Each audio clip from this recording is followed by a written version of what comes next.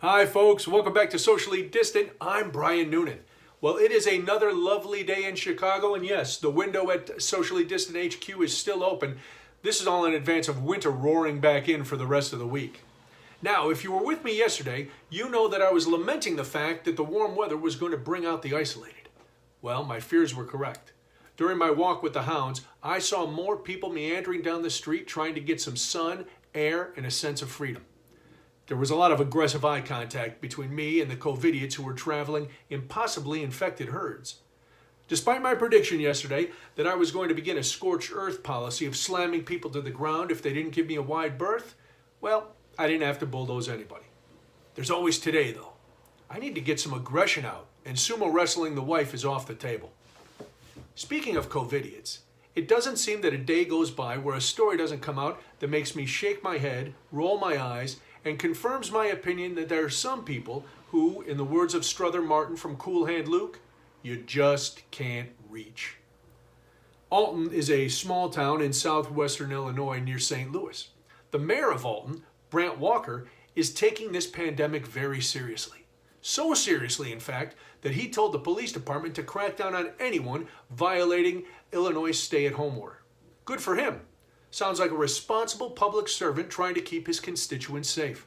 What could possibly go wrong? Oh, I think you know something could go wrong.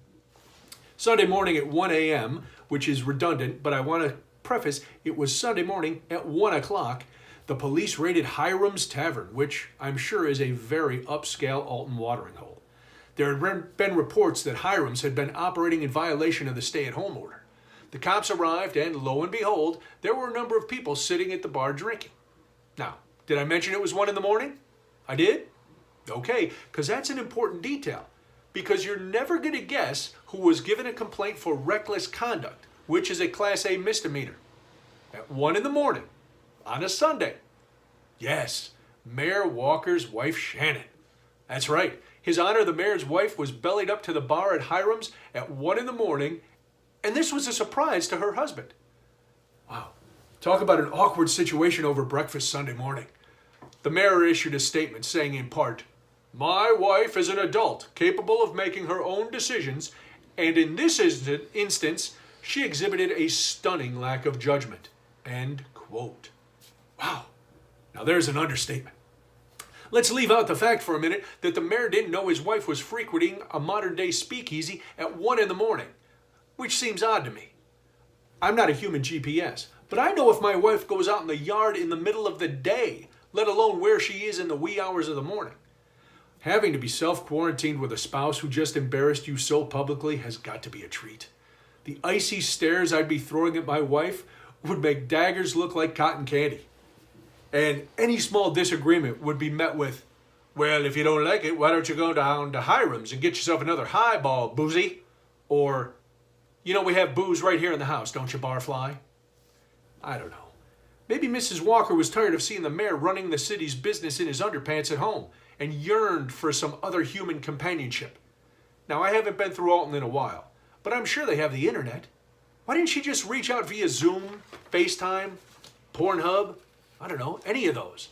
Well, the world may never know. I'm sure quarantine is putting the strain on a lot of relationships. That's why I try to avoid my wife as much as possible. During normal times, I'm gone from her enough that she can forget how annoying I am. But now, we're both home non-stop, and I'm sure the charm is wearing thin. I don't know how someone could get tired of hearing my "I'm gonna put my butt on you" song, but it appears she has. All right, I'm off. 1, because a UPS truck is parked outside, and 2, because I gotta get some lunch. So I'm gonna try to get to the kitchen without bothering my wife. If she takes off, well, let's not consider the horror that would be unleashed in that situation. I'm gonna put my butt on you. Anyway, until next time, stay safe, stay home, have a little fun, and as always, remain socially distant. Bye.